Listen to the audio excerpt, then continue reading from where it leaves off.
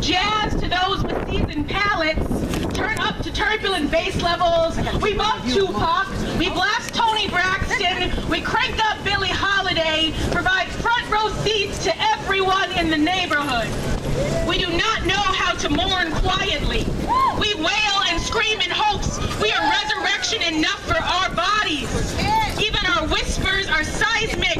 Our voices are the literal reincarnations of our ancestors' prayers. There is no distinguishing between inside and outside voices. As caged birds now free, we often sing too loud and too often, making up for years of silenced oppression. Yes. Because being loud means we are alive.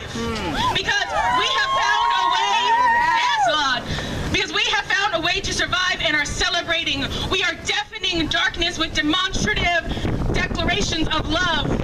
Dr. King once said, our lives begin to end the day we become silent about things that matter, which is to say, Black Lives Matter. Which is to say, Black voices matter. We have been loud for centuries. And when the textbooks silence slavery and call it a cultural exchange, we get louder. When Black girls go missing and the news reports show a cat stuck in a tree instead of an Amber Alert, instead of her picture, instead of saying her name, we get louder. And when innocent Black men are murdered and killers are called heroes, we get louder. We will continue to raise our voices against injustice. We will dedicate our harmonies to Dr. Reverend Martin Luther King Jr., a man whose voice was quiet and still, but his impact is still reverberating in our ears. Do not think this poem is about the volume of our voices. It is about the power of speaking up in a world that is expecting you to stay silent. Yes. Join us. Join us and be loud. Will you defy silence with your voice?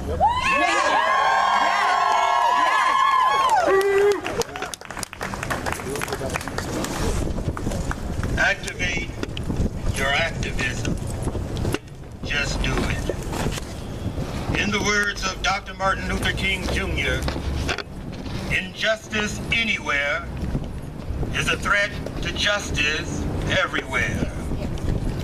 As we seek to build a just community for all to live, work, and strive together in peace, we must first seek to answer the question, how do we create such a society?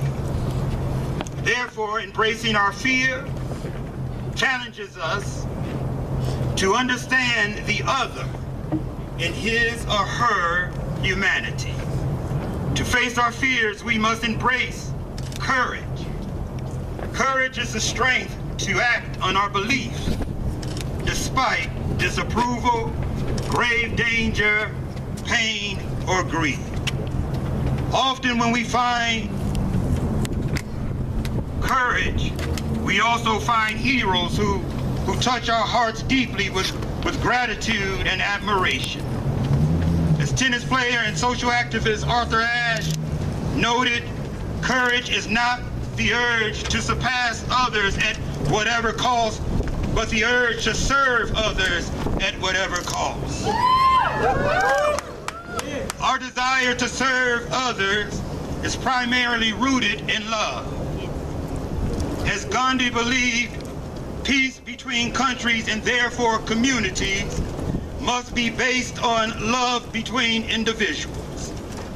Let us together honor our quest for a just community by embracing what we fear with great courage and abundant love.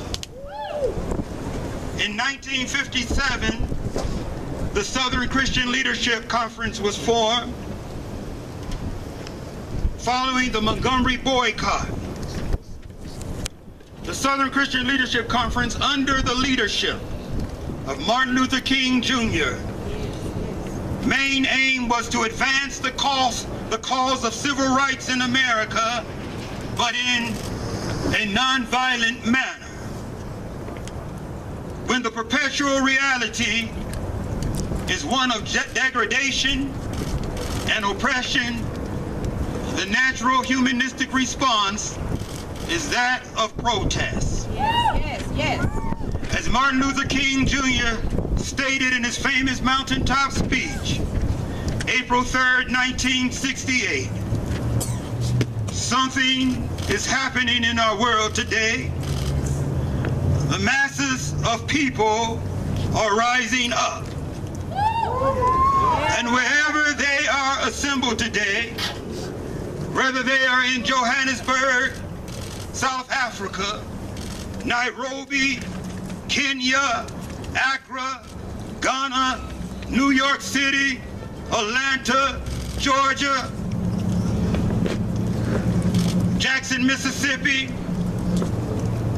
or Tennessee, the cry is always the same. We want to be free. Yeah, yeah, yeah. Free from discrimination. Yes. Free from inequality. Yes. Free from police brutality. Yes. And free to be fully human. Yes. This systemic racism is a nemesis to the African Americans' realization of this freedom. The implications of microaggressions and major aggressions have come against us in a way to incarcerate us psychologically and causing us to believe that we are not free. Right. People, we've got to realize that we are free. Yes. And if America is to become a great nation, this must become true. So let freedom ring. From the prestigious hilltops of New Hampshire, let freedom ring. From the mighty mountains of New York, let freedom ring. From the heightening Alleghenies of Pennsylvania, let freedom ring. From the snow-capped Rockies of Colorado, let freedom ring. From the curvaceous slopes of California. But not only that, let freedom ring from Stone Mountain of Georgia. Let freedom ring from Lookout Mountain of Tennessee. Let freedom ring from every hill and molehill of Mississippi. From every mountainside, let freedom ring. And when this happens, when we allow freedom ring, when we let it ring from every village and every hamlet, from every city and every state, we will speed up that day when all of God's children, black men and white men, Jews and Gentiles, Protestants and Catholics, will be able to join hands and sing in the words of the old Negro spiritual, free at last, free at last, thank God Almighty, we are free at last.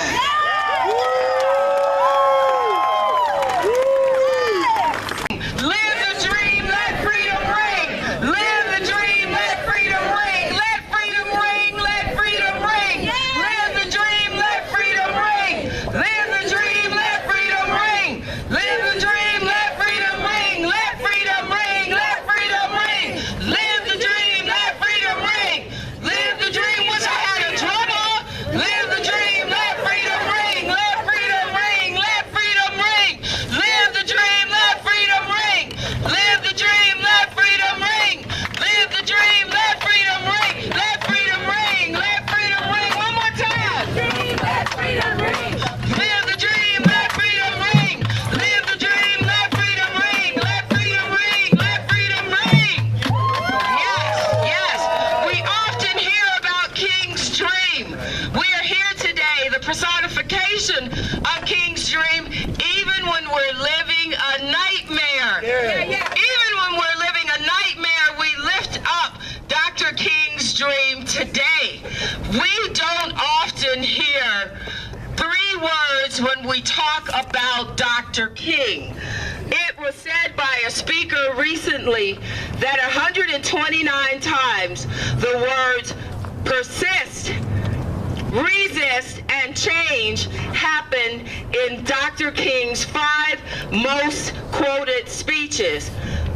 Resist, persist, and change. Say it with me. Resist, persist, and change. Say it again.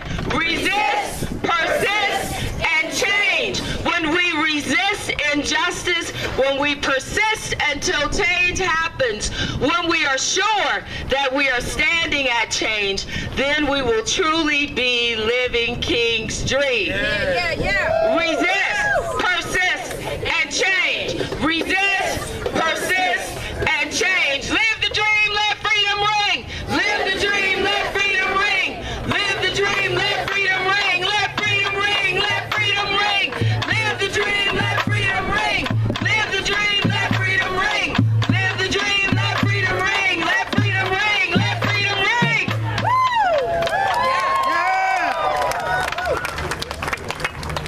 When you leave here, you're going to find something, some group, someone, where you're going to activate yourself.